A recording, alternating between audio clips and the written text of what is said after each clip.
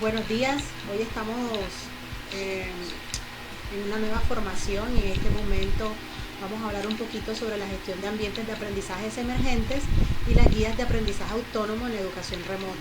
Igual vamos a tocar un poquito de evaluación de aprendizajes. Para esta oportunidad vamos a estar mirando un poquito cuáles son los objetivos de esta jornada, y esos objetivos tenemos un objetivo bastante importante, que es resignificar la gestión de aula hacia la gestión de ambientes de aprendizaje emergentes como una realidad que nos enfrentamos en el contexto actual. Vamos a reconocer el valor que tiene la guía de aprendizaje, vamos a reconocer el valor que tiene una guía de aprendizaje como un instrumento que ayuda a gestionar las interacciones entre docentes y estudiantes y a mediar el uso de los recursos para la educación remota. Igualmente vamos a reflexionar sobre la evaluación, sobre la práctica de la evaluación en situación de aprendizaje en casa. Miremos cómo va a estar estructurado un poquito este corto video que vamos a realizar, esta corta explicación. Vamos a tener un momento de exploración con un cuestionario de entrada. Vamos a tener un momento de estructuración en donde vamos a mirar todas las gestiones desde de un ambiente de aprendizaje, como la gestión del currículo, la gestión de las personas, la gestión de los recursos, y en ese momento vamos a tocar un poco sobre la guía de aprendizaje, y dentro de esa guía de aprendizaje igual vamos a mirar cuáles son los elementos organizativos, los pedagógicos y los tecnológicos, igualmente todo lo que tiene que ver con la evaluación formativa desde la casa. Vamos a tener un momento de práctica y un momento de transferencia. Empecemos entonces con 3 preguntitas claves y miremos, en sus casas se van ustedes a responder, van a responder a las siguientes 3 preguntas. Desde tu rol de docente, ¿cómo puedes potenciar los ambientes para el aprendizaje de un contexto en la educación remota?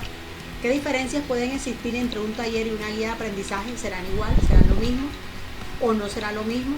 ¿Cómo se puede aplicar la evaluación formativa en un contexto de educación remota?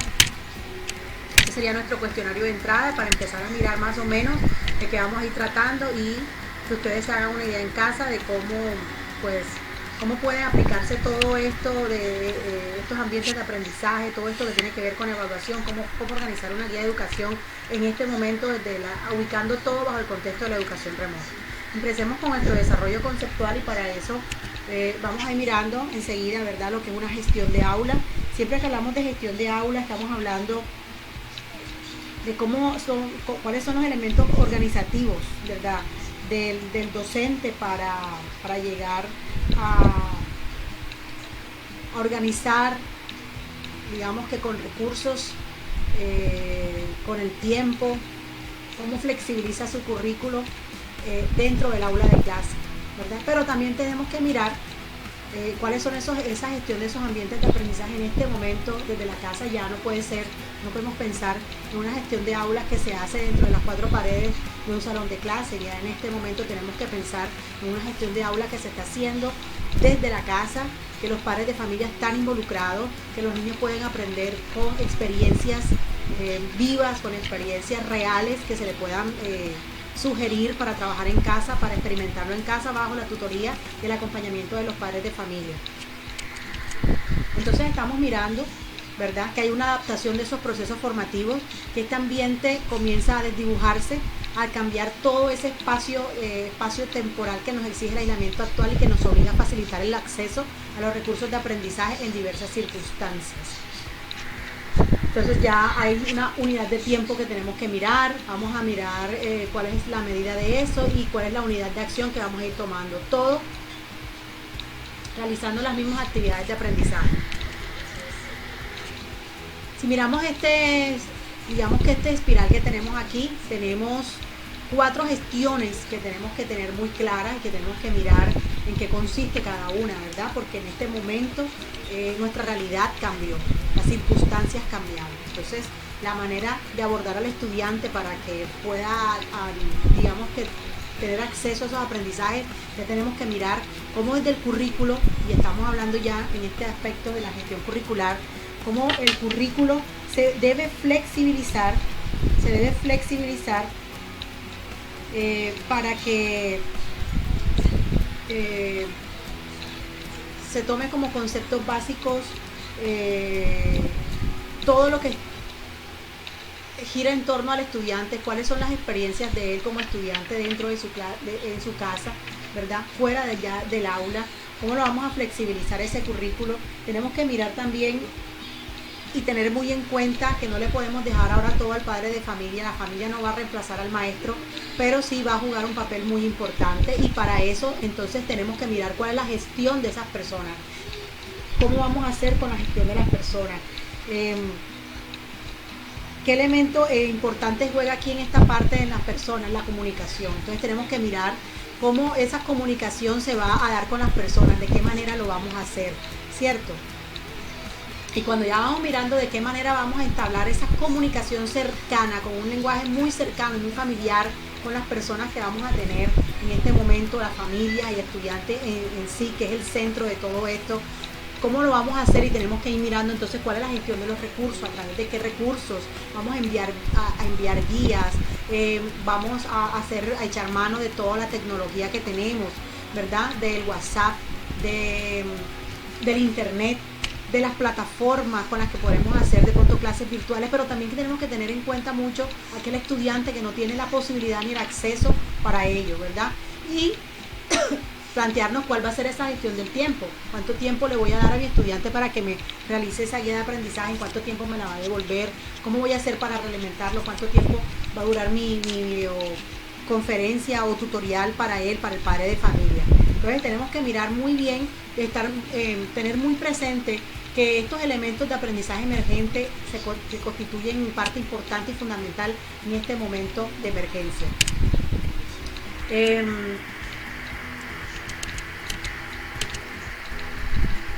Podemos echar mano también para hacer todo este trabajo de una manera un poquito más fácil para el niño, ¿verdad?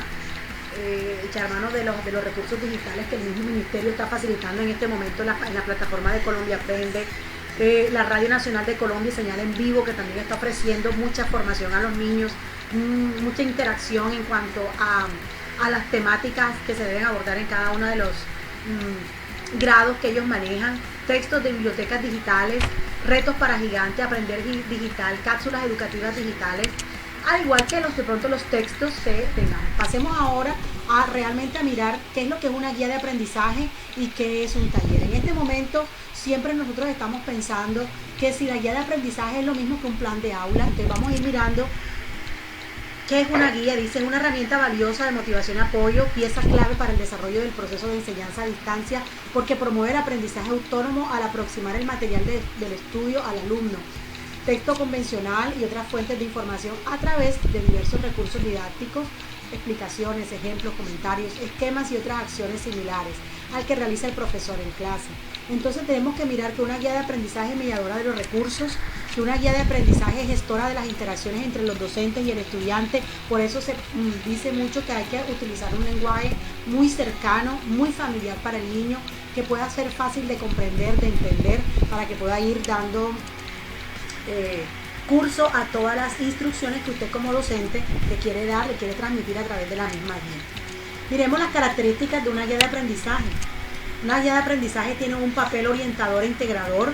Ese papel integrador va desde la organización y sistematización del aprendizaje, pasa por la interacción entre los materiales educativos y los estudiantes, y puede llegar a la organización y la estructura de las consignas escritas. También tiene una actitud conversacional con el estudiante, lo incentiva en el interés del aprendizaje, los acompaña a través de una conversación didáctica guiada, establece canales de comunicación, brinda sugerencias para posibilitar el aprendizaje. Por eso les decía que tiene que ser muy cercana a los niños o al estudiante, y tiene un rol facilitador de la comprensión del aprendizaje, puesto que propicia la flexibilidad para consultar otras fuentes de información, atiende los distintos estilos de aprendizaje, establece tareas como un mecanismo de evaluación formativa y provoca una reflexión por parte del estudiante sobre su propio aprendizaje. Y cuando provoca esa reflexión, estamos muy de lleno en algo que se llama la autoevaluación, en donde el niño va a llegar, o lo podemos hacer llegar.